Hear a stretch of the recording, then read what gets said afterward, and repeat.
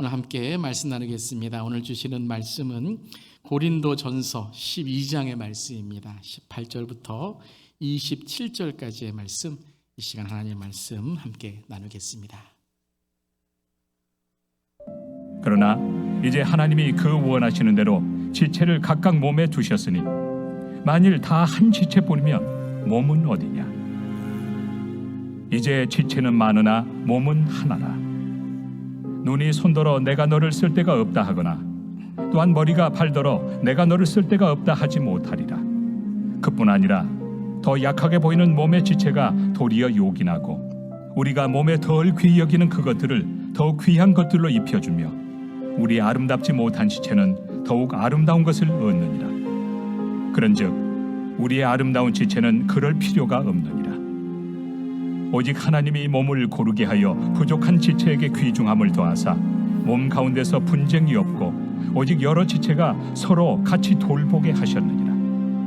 만일 한 지체가 고통을 받으면 모든 지체가 함께 고통을 받고 한 지체가 영광을 얻으면 모든 지체가 함께 즐거워하느니라. 너희는 그리스도의 몸이요 지체의 각 부분이라. 아멘. 하나님 말씀입니다. 하나님 말씀에 감사합니다.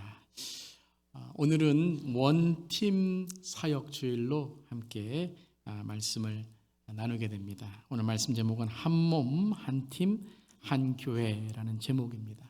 특별히 예배 후에는 우리 원팀 사역 박람회를 통해서 우리 각자에게 주신 하나님의 은사를 함께 나누고 교회와 하나님을 섬기는 헌신과 결단의 지원과 또 함께하는 시간을 갖게 됩니다. 오늘 말씀은 이 원팀 사역 주일을 맞이해서 교회의 사역의 목적과 성경적인 원칙에 대해서 고린도서 12장의 말씀을 통해 함께 하나님의 뜻을 나누고자 합니다. 오늘 12장 18절은 이렇게 시작을 하죠. 함께 읽어보겠습니다. 그러나 이제 하나님이 그 원하시는 대로 지체를 각각 몸에 두셨으니. 고린도서 12장은 은사의 장입니다. 그리고 고린도서 13장은 사랑장이다. 우리가 잘 알고 있죠. 이 은사에 대해서 말씀하시면서 오늘 18절의 말씀에 하나님께서 원하시는 대로 지체를 각각 몸에 두셨다라고 말씀하시죠. 그것은 바로 우리 모두가 하나님이 원하시는 하나님의 뜻이 있다. 하나님께서 우리의 삶을 계획하셨다라는 것이죠. 모든 믿는 자들에게는 하나님의 뜻 가운데 또한 계획 가운데 은사를 주셨다는 것입니다. 믿으십니까? 우리 모두에게는 다 하나님께 주시는 은사가 있다는 것입니다. 은사라는 이 단어의 원래의 뜻은 선물이라는 뜻이죠. 그러니까 우리가 잘하고 못하고를 떠나서 실력 있다, 실력 있다, 없다라는 말을 떠나서 하나님 우리 모두에게 은사의 선물을 허락해 주셨다는 것이죠.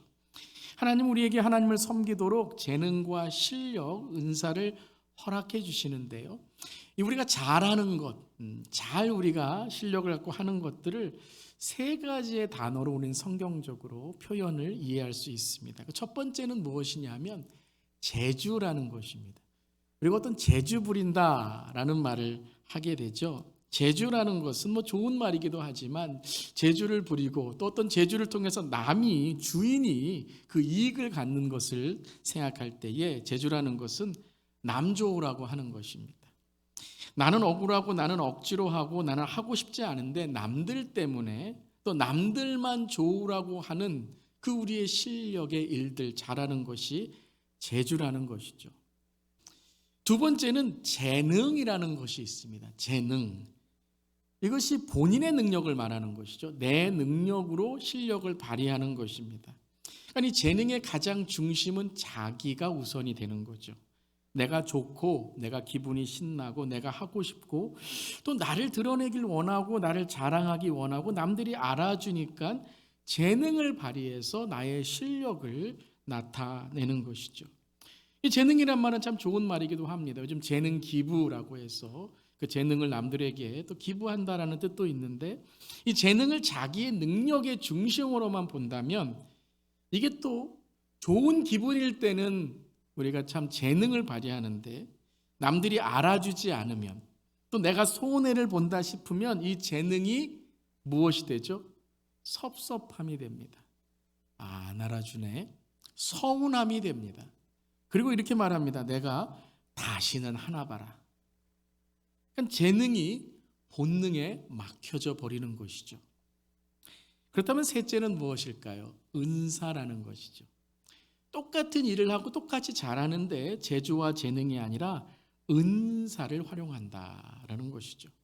은사는 이것이 단지 하나님이 주셨다라는 선물만의 의미가 아니라 이 선물을 다시 하나님을 위해서 또한 서로를 위해서 사용한다라는 것입니다. 사역이고 봉사고 헌신이 될 수 있는 것이죠. 그런데 이것이 내가 아니라 누구를 위한다고요? 하나님을 위한 것이다. 내가 아니라 다른 이들을 섬기는 데 활용한다. 그리고 섬기고 나서도 끝까지 내 마음의 중심이 어디에 있죠? 하나님께 있다. 이게 충성이라는 거잖아요. 충성 충자, 가운데 중자에 마음 심자. 내 마음의 중심이 하나님께만 있으니 끝까지 주님만 바라볼 수 있는 거죠. 그 인내와 견뎌낼 수 있는 것이 바로 은사라는 것이죠. 잘하고 못하는 것을 떠나서 하나님이 기뻐하시는가, 또 서로에게 기쁨을 주고 있는가, 그것이 은사라는 것입니다. 재주도 좋고 재능도 좋지만 우리 모두 은사를 깨닫고 은사를 활용해서 은사를 통해 하나님께는 영광, 서로에게는 기쁨을 나누는 우리 모두에게를 주님의 이름으로 축복합니다. 아멘.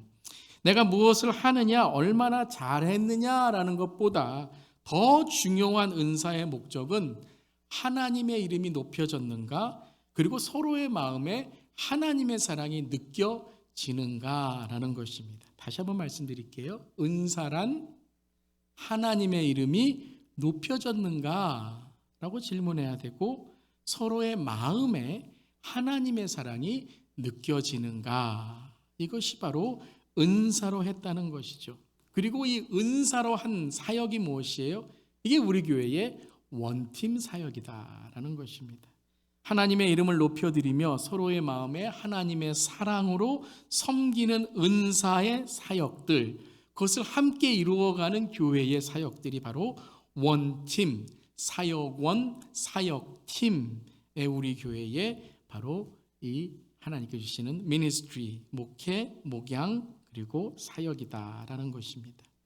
그렇다면 원팀 사역을 통해 하나님이 이루고자 하시는 일이 무엇인가?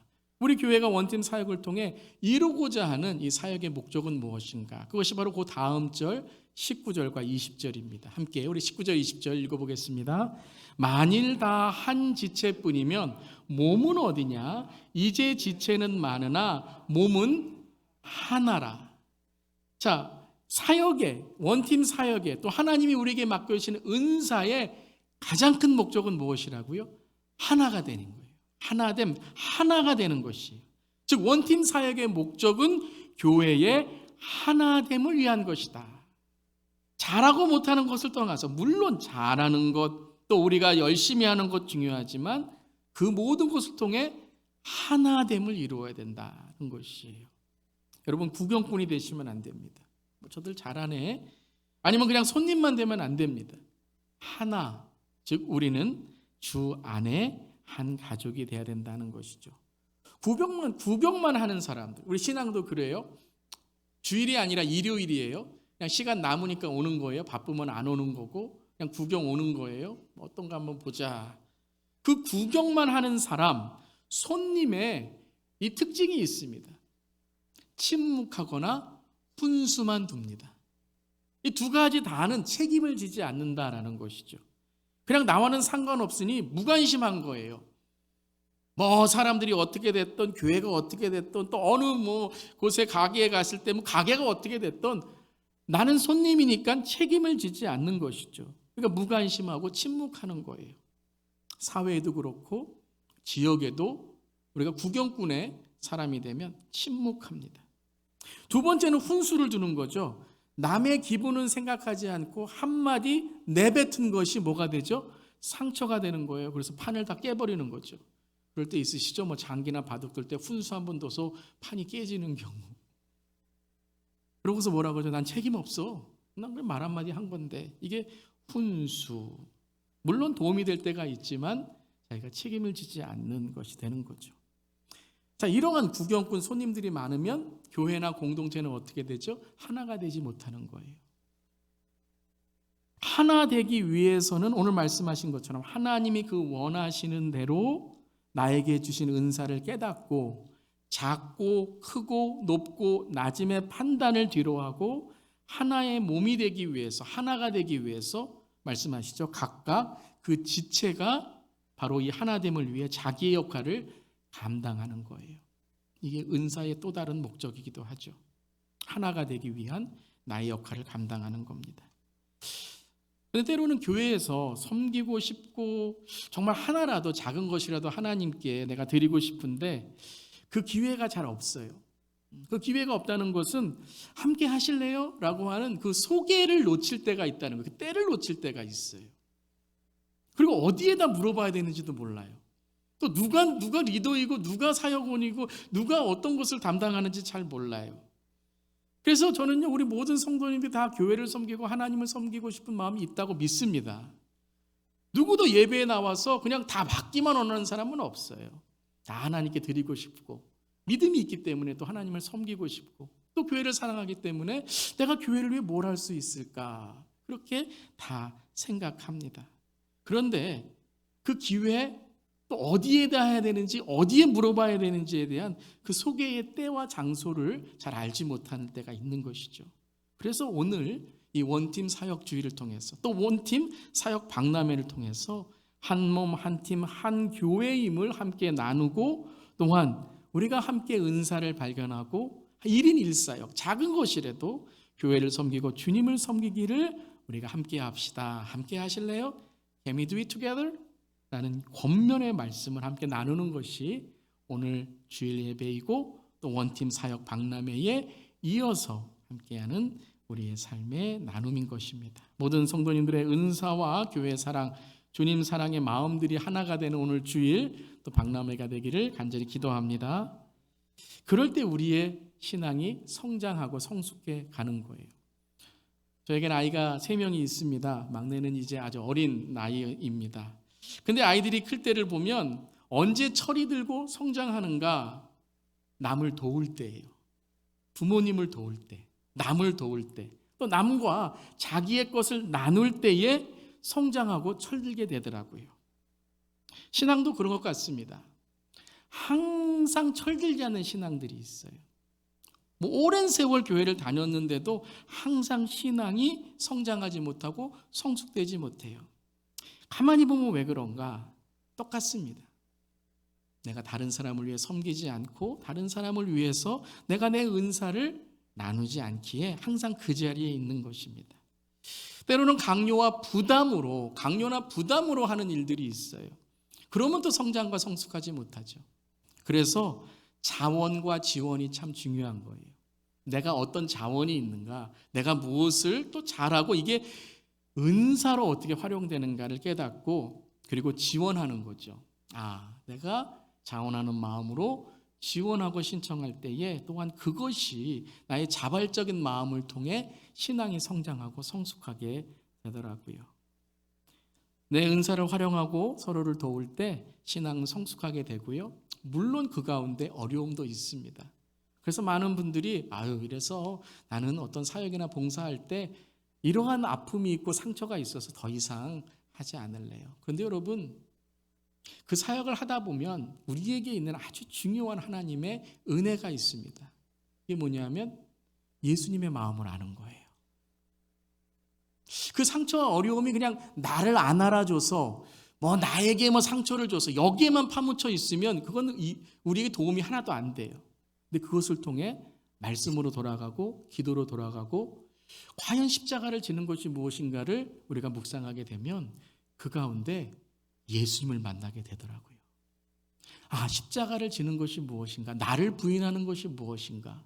과연 이를 통해서 십자가의 사랑을 흘려보내는 것이 무엇인가를 알게 돼요.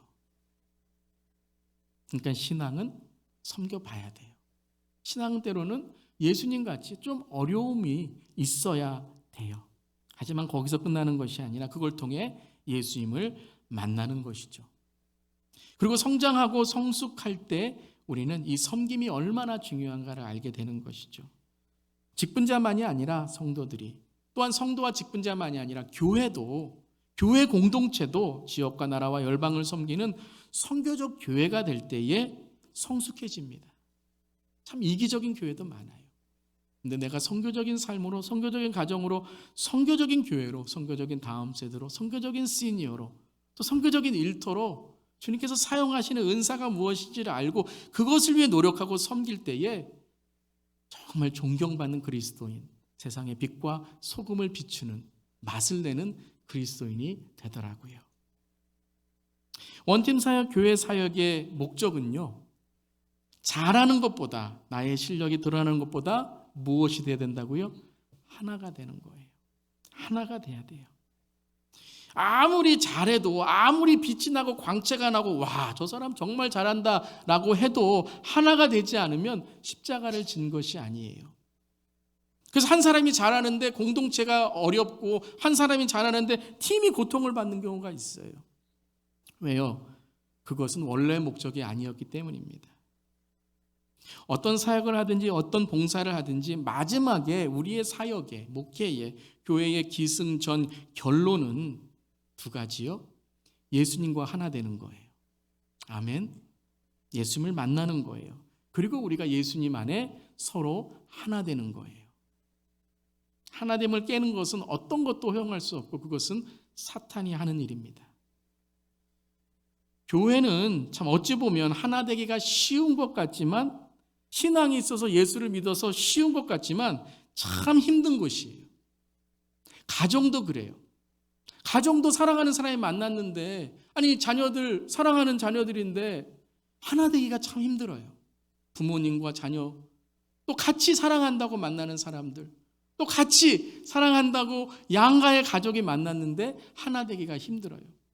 왜 가족은, 왜 교회는 하나 되기가 힘들까요? 배경이 달라서요? 뭐 출신이 달라서요? 나이가 달라서요? 아니 여러분, 예수 안 믿는 이러한 조직들에 가서도 배경 출신 다 다르잖아요. 그런데 어찌 보면 교회가 너무 힘들어요. 하나 되기가. 가정도 하나 되기가 더 힘들 때가 있어요. 왜 그런가 하면, 여러분이 성경을 깊게 읽어보고 묵상하시고 영적으로 우리의 삶을 돌아보면 이것은 사람의 일이 아니라 영적 전쟁이라는 거예요. 사람을 미워하는 것, 사람에게 상처를 받은 것이 아니라 거기에는 사탄이 영적 전쟁을 걸어오고 있다는 것이에요. 왜냐하면 사탄은 교회가 하나 되기를 원하지 않고 가정이 하나 되기를 원하지 않습니다. 그래서 서로의 다름을, 어떤 차이를 상처와 쓴뿌리와 다툼으로 만들어 버리는 것이죠. 여러분 잘 기억하시길 바랍니다. 영적 전쟁이에요. 가정에 지금 영적 전쟁을 하고 계신 거예요. 우리 자녀들을 세상으로 빼앗아가고 손주들을 세상으로 빼앗아가는 영적 전쟁을 하고 있는 거예요. 교회는 지금 영적 전쟁을 하고 있는 거예요. 마지막 때에 교회가 흔들려 하나 되지 못하게 하고 분열되게 갈등하게 되고, 그 사소한 말 한마디에 서로를 미워하게 하는 것, 이건 사람의 일이 아니라는 거예요. 영적 전쟁이라는 거예요. 우리로 하여금 하나님을 만나지 못하게 하고, 우리로 하여금 복음을 전하지 못하게 하고, 우리로 하여금 전도하지 못하게 하고, 안 만나면 되잖아, 뭐 피하면 되잖아, 뭐 아니면 되잖아. 이게 세상 아닙니까? 세상이 그렇게 하는데 교회도 그렇게 하면 어디에서 복음을 듣고 어디에서 예수를 믿고 이 마지막 때에 어디에서 영적으로 깨어 있겠습니까? 사랑하는 성도 여러분, 잘 기억하시길 바랍니다. 사람을 미워하면 안 됩니다. 영적 전쟁이에요. 이건 사탄이 상황과 현실, 우리의 마음을 통해서 서로의 다름을 받아들이지 못하고 마음의 격리, 사람의 격리, 분리를 통해서 교회를, 우리의 영적인 상태를, 가정을 무너뜨리고 있는 영적 전쟁이라는 것입니다. 그래서 더욱 하나님께 가까이 나아가야 되고, 더 영적 전쟁이라는 것을 알고 깨달아 기도하고 하나가 되려고 노력하셔야 돼요. 근데 여러분, 더 가슴 아픈 것은 우리 다음 세대를 이 영적 전쟁이라는 것을 모르고 다 세상에 빼앗기고 있다는 것입니다. 여러분 마음이 아프지 않으십니까? 안타깝지 않으십니까? 오늘 주일 아침에 우리 자녀들 중에 신앙에 가까워지지 못한 자녀들이 있다면 우리는 그 자녀들을 마음대로 하지 못하지만 안타까워하고 있어야 된다는 거예요. 기도해야 된다는 거예요. 왜요? 그거는 자녀들의 문제가 아니라, 다음 세대의 문제가 아니라, 세상의 문제가 아니라 지금 사탄이 영적 전쟁으로 우리의 자녀들을 묶고 있다는 것입니다. 안타까워하셔야 돼요. 기도하셔야 돼요. 더 예배에 우리가 주님께 매달려야 되는 줄 믿습니다. 그런데 가정이 무너지고 있어요. 부부가 싸우는 것은 여러분 둘이가 성격이 안 맞고 둘이가 여러분 마음이 안 맞아서가 아니에요. 영적 전쟁에 지금 사탄이 흔들고 있는 거예요. 그런 자녀들을, 그런 부모님의 모습을 자녀들이 본다면 어떻게 하겠습니까? 그런 교회가 분열하는 모습을 자녀들이 다음 세대가 본다면 어떻게 하겠습니까? 영적 전쟁이라는 거예요. 하나됨을 위해 노력해야 될 줄 믿습니다. 더 안 맞으면 하나 돼야 돼요. 그래서 교회인 거예요. 그래서 신앙인 거예요. 그래서 믿는 가정인 것입니다. 우리 다음 세대에게 정말 영적 전쟁의 그 비전 가운데 이 세대의 영적 리더를 세우고 우리의 시니어 세대들이 영적 전쟁에 주님 만날 날을 기다리며 깨워서 주님 만나는 천국이 열리는 그런 우리 교회 되기를 주님의 이름으로 축원합니다.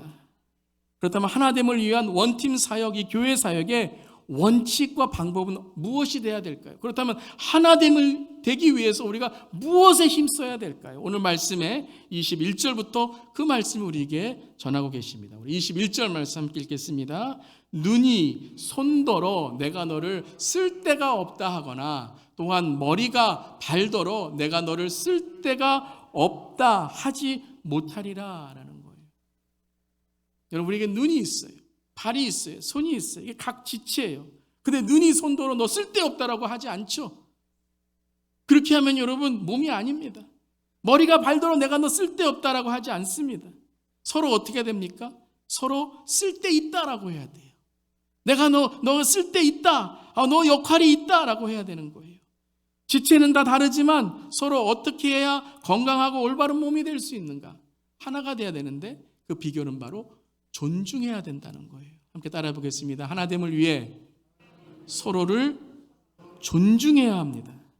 존중해야 된다는 거예요. 쓸데없다라고 하면 안 되는 거예요. 존중해야 된다는 거예요. 존중이 무엇인가? 존중은 바로 I need you. 당신이 필요합니다 라는 거예요. 당신은 내게 정말 소중한 사람입니다 라고 말하는 거예요. 다시 한번 따라해 보시겠어요? 나는 당신이 필요합니다.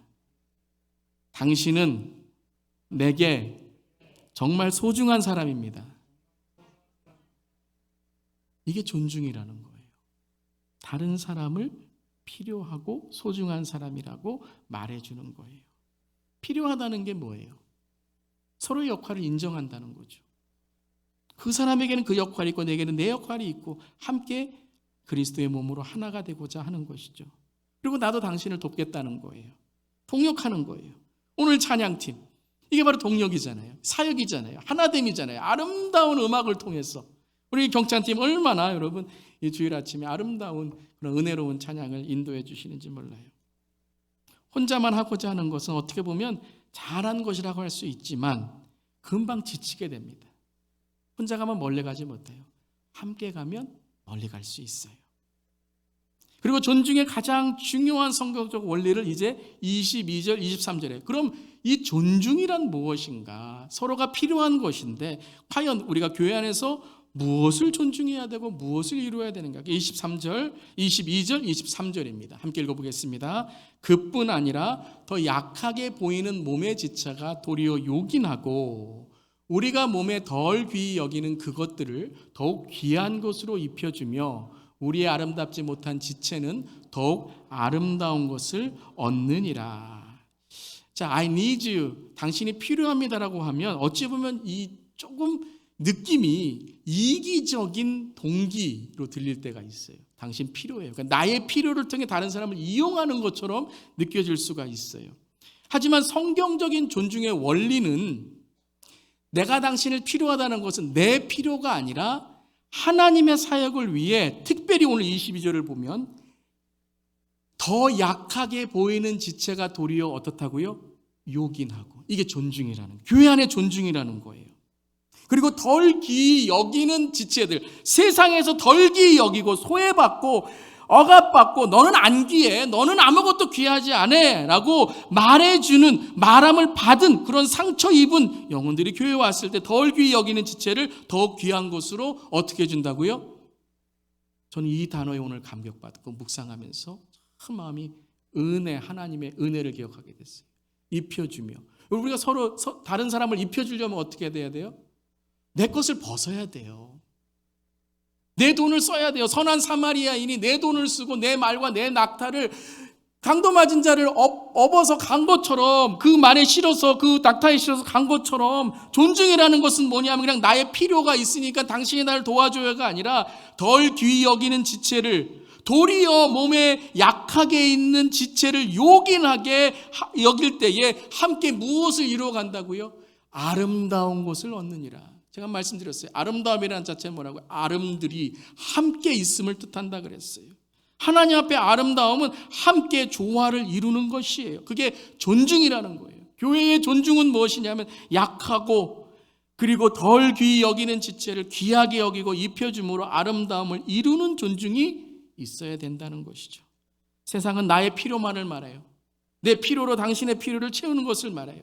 하지만 믿음의 공동체는 상대방의 필요를 보고 세워주고 나의 아름다움만이 아니라 우리의 아름다움을 조화로 이루어 나가는 것이 바로 성경적인 존중인 줄 믿습니다.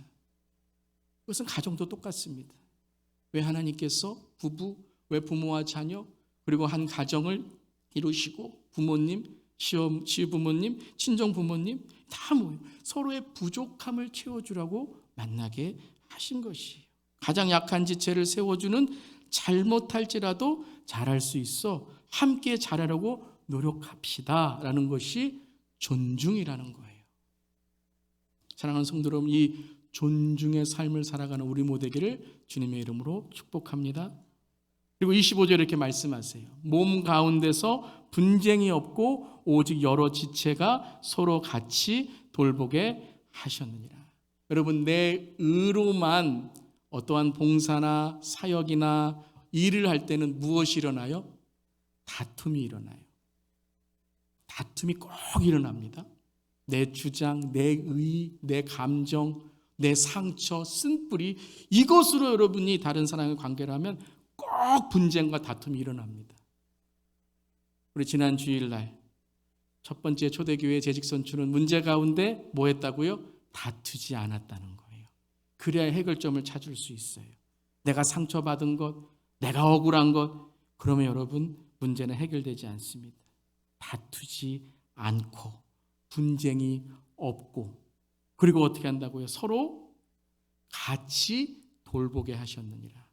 두 번째 오늘 말씀 묵상하면서 감동과 은혜를 받은 것이 이 구절이에요. 서로 돌보게 하셨느니라라고 하면 되잖아요. 서로 돌보느니라. 근데 서로 어떻게 돌본다고요? 같이 돌보느니라. 같은 선상에서 돌본다는 거예요. 당신은 돈이 없으니까 내가 좀 돌봐줄게요. 당신은 어리니까 내가 좀 돌봐줄게요.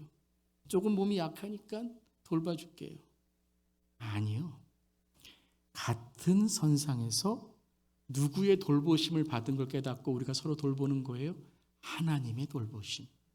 즉 하나님의 의, 하나님의 사랑. 그 사랑으로 서로 같이 같은 선상에서 돌보는 것. 이것이 존중이라는 거예요. 나는 너보다 더 나으니 돌보는 것이 아니라 서로를 존중하여 같이 함께 돌보는 것이 교회의 하나 되는 거라는 거예요. 그래야 하나 될 수 있어요. 그래서 하나가 못 되는 거고, 그래서 하나가 되는 거예요. 이 존중의 원칙은요, 교회 리더십에도 참 중요합니다. 교회 리더십은 존중할 때 세워지는 거예요. 교회 리더십은 힘이나 무력의 권력이 아닙니다. 교회 리더십은 권위예요. 권위라는 것은 성도님들이 목회자들을 존중해 주시고 권위를 세워주실 때, 우리 장로님, 집사님, 교회 직분자들, 리더들을 존중하고 교회의 질서 속에 존중하고 존경하고 권위를 세워줄 때 주님의 덕을 세우는 건강한 교회가 된다는 거예요. 이게 교회의 가장 중요한 존중인 것입니다. 저는 우리 주예수교회 우리 성도님들, 또한 우리 모든 리더분들 너무나도 감사합니다. 목회자들 존중해 주시고 교회 리더십을 존중해 주시고 세워주시고 사랑해 주시는 모든 우리 성도님들께 감사를 드립니다. 그리고서 존중해, 그래야 하나 된다는 말씀을 하시고 26절에 그렇다면 이 존중이 계속해서 이어져 가고 지속될 수 있으려면 어떻게 되는가? 26절입니다. 함께 읽어보겠습니다. 만일 한 지체가 고통을 받으면 모든 지체가 함께 고통을 받고 한 지체가 영광을 받으면 모든 지체가 함께 즐거워하느니라. 이것을 한마디로 말씀드린다면 공감이라는 거예요. 함께 읽어보겠습니다. 하나됨을 위해 서로 공감해야 됩니다. 자, 존중하는 삶이, 이 존중이 계속 이어지려면 그냥 겉모습으로 외식적으로 그냥 내가 존경할게, 존중할게 이것이 아니라 계속 이어지려면 공감해야 된다는 거예요. 공감. 건강한 몸은 한 곳이 아프면 다른 곳도 아파야 돼요. 그래 건강한 거예요. 한 곳에 고통이 있고 한 곳이 부러졌는데 웃고 있어요. 부러졌네? 웃고 있어요. 아무런 고통도 없으면 그건 정말 병원 가셔야 돼요. 정말 병원 가셔야 돼요. 진짜 이상한 거예요. 몸이 서로 공감하고 감각을 공유할 때 건강한 몸은 지속되고 유지되는 거예요. 가정과 교회도 똑같습니다. 식구가 아프면 함께 아파야죠. 식구잖아요. 가족이잖아요. 식구가 즐거우면 함께 축하해 줘야죠. 이게 식구 아니에요. 교회는 뭐예요? 교회는 그리스도 안에서 말씀과 기도의 영적 양식을 나누는 식구 아니에요. 아멘? 서로 공감하는 것이 바로 이 식구의 가족으로 공감하는 것이 하나 됐다는 증거라는 거예요. 아픈데 웃고 있으면 하나 아니에요. 웃고 있는데 더 이상 울고 있으면 하나가 아니에요. 하나는 서로 공감하고 서로 공유하고 함께 한다는 거죠. 나만 잘 되면 돼. 잘 들으세요. 팀 사역할 때. 내 팀만 잘 되면 돼. 이거 건강한 거 아니에요. 그 팀은 잘못하고 있는 거예요. 다른 팀은 울고 다른 팀은 지금 고통당하고 우리 교회도 똑같아요. 내 교회만 잘 되면 돼. 다른 교회는 고통을 당하고 있는데 내 교회만 단죄는데 이거 하나 된 거 아니에요. 영적 전쟁에 우리는 다 패배하고 있는 거예요. 이기적인 신앙으로 우리 자신이 무너지는 증거라는 거예요. 서로 공감해야 된다는 거예요. 누가 우리와 공감해 주셨죠? 누가 공감하시기 위해서 이 땅에 오셨어요? 예수 그리스도. 우리 구주 예수님께서 왜 성육신으로 이 땅에 오셨습니까? 공감하시기 위해서. 우리의 아픔과 눈물과 기쁨과 행복을 주님이 공감하시며 이 땅에서 우리와 함께 하시고 지금도 함께 하시며 우리의 눈물을 닦아주시고 우리의 기쁨을 함께 하시고 지옥 가지 못하도록 우리가 지옥 가는 영혼을 천국 가게 십자가에서 우리를 위해 돌아가심으로 우리가 하나님의 은혜를 입지 않았습니까?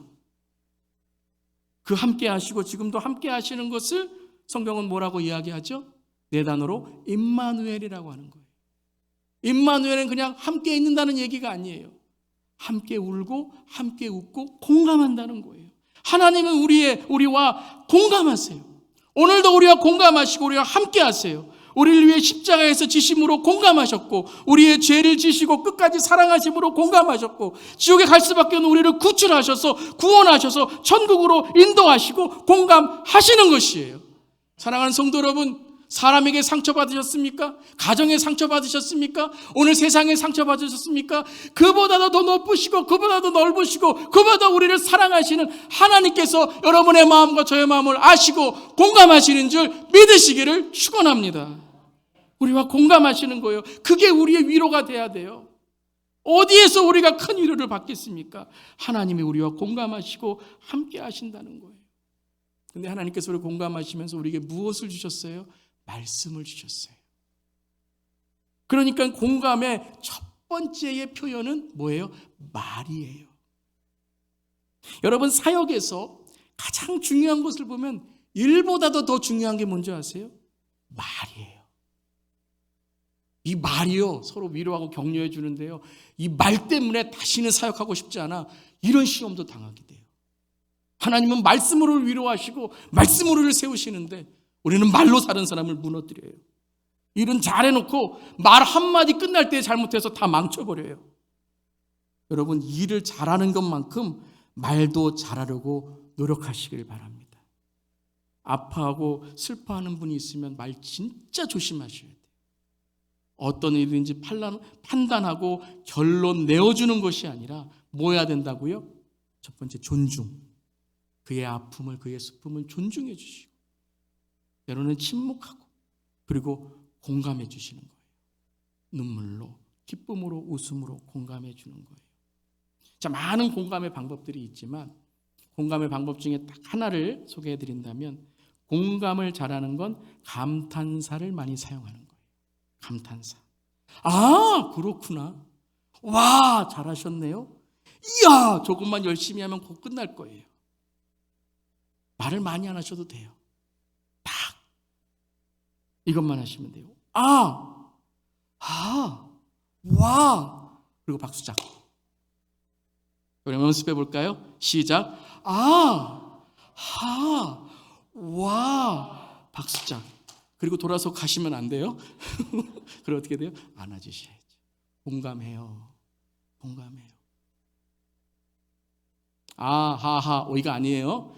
감탄사는 감탄, 공감의 인지 능력이 있으셔야 돼요. 조금 멈췄다가 앞으로 가면서 와, 박수짝 안아주시는. 설교할 때도 이 공감이 있더라고요. 이 공감이 뭐예요?